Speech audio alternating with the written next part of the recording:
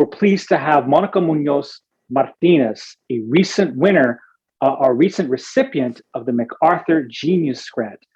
Monica is somebody that I've written about extensively in her work on violence and racial violence in the Southwest. And we are honored to have her here on New Mexico in Focus. Monica, it's great to have you. Thanks for joining us. Thank you for having me, Russell. It's always glad to be in conversation. It's always good to be in conversation. So to start off, you and I have had a lot of conversations about racial violence in the American Southwest, but how does this MacArthur Genius Grant change your research and change the work? Does it help? Does it put pressure on you? How are you changing? Oh, it absolutely helps. It helps 110%. I mean, just from the first phone call, letting me know about the award, the gravity of the possibilities of what this grant could do was tremendous. They, giving me the information about the award and the support, they also read a bio about my work. And what was so moving to me was that they had read my research, that they had studied the public projects, and what I kept hearing was them invoking the importance of recovering histories that have been disavowed, honoring the stories of people whose histories have been erased, or worse, that cases of violence, people who suffered from violence, who were criminalized in the aftermath. And so to know that the foundation was reading this work, but also hearing those stories and their importance to me was incredibly moving and motivating to keep doing the work of recovering these histories and making them public, because people have been trying to do this work to make it public for generations.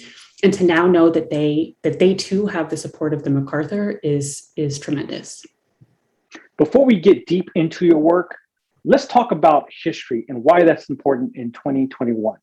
Currently around the country, there is a backlash on critical race theory and studying the history of people of color that is critical to the romantic foundation of this country.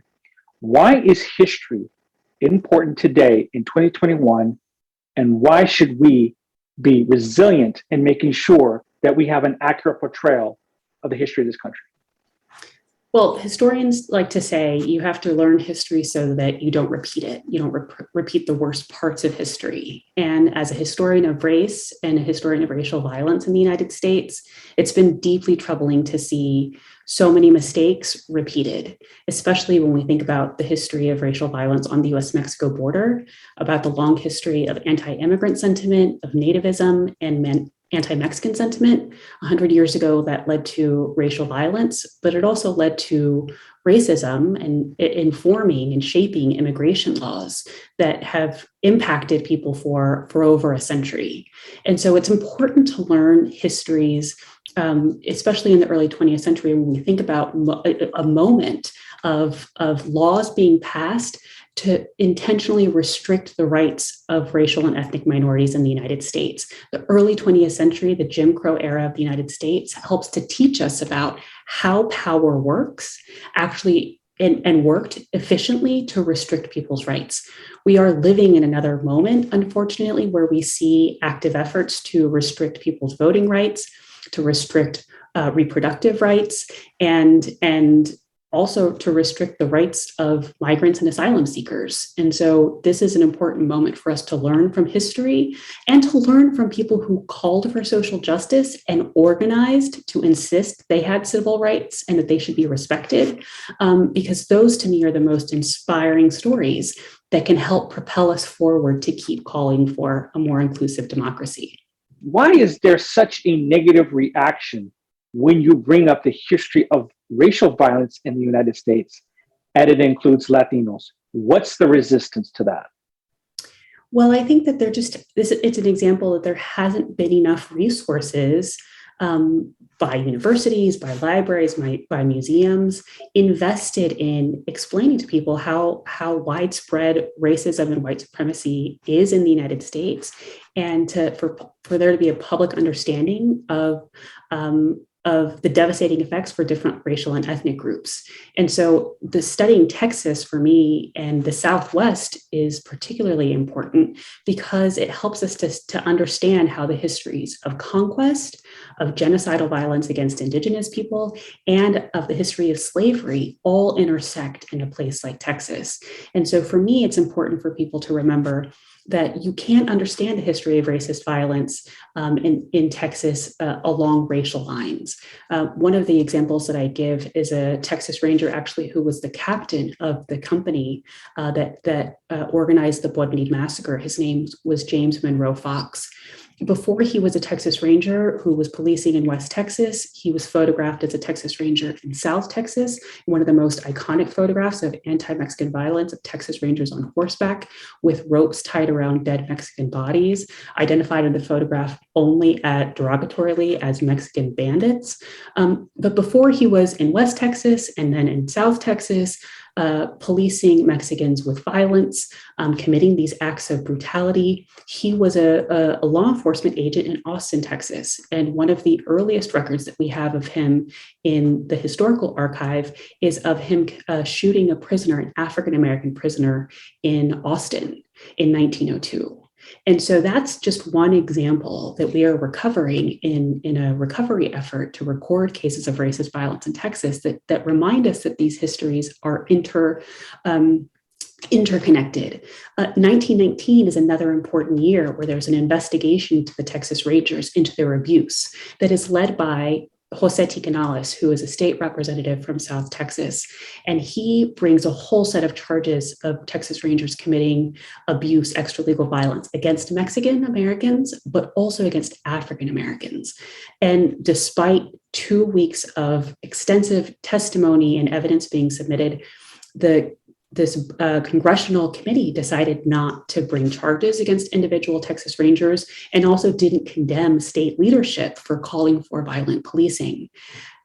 Swiftly after that hearing ends in 1919, the governor calls on the Texas Rangers to investigate NAACP chapters in the state and to shut them down. And so again, when people have responses to why,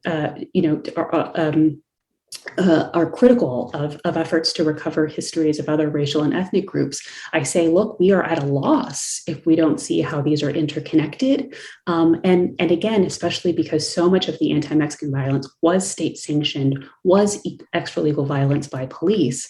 Those are especially important cases to be learning from today when we are, again, confronting police brutality by local law enforcement, but also by Border Patrol officers.